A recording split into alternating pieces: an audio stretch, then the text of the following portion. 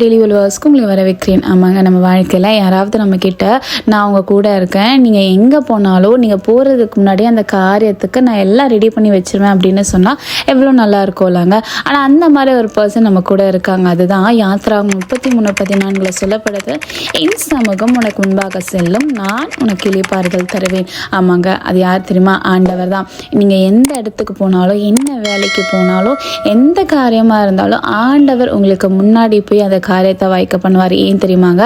ஆண்டவர் உங்களை அவ்வளோ நேசிக்கிறாரு, அவ்வளோ அன்பா இருக்காரு, அவ்வளோ நல்ல தேவனாக தான் நம்ம ஆராதிக்கிறோம். அதனால தான் எப்பவுமே எந்த சூழ்நிலையும் பார்த்து அவரை விட்டு விலகி போயிடக்கூடாது. ஏன்னா பிசாசானவன் நமக்கு சில சூழ்நிலை, நெருக்கமான சூழ்நிலைகளை கொடுத்து அவரை விட்டு விலக பண்ணுவான். ஆனால் ஆண்டவர் உங்க கூட இருக்கிற வரைக்கும் எவ்வளோ பெரிய சூழ்நிலையாக இருந்தாலும் சரி, ஆண்டவர் அதை வாய்க்க பண்ணி உங்களுக்கு இளைப்பாறுதல் தருவார்.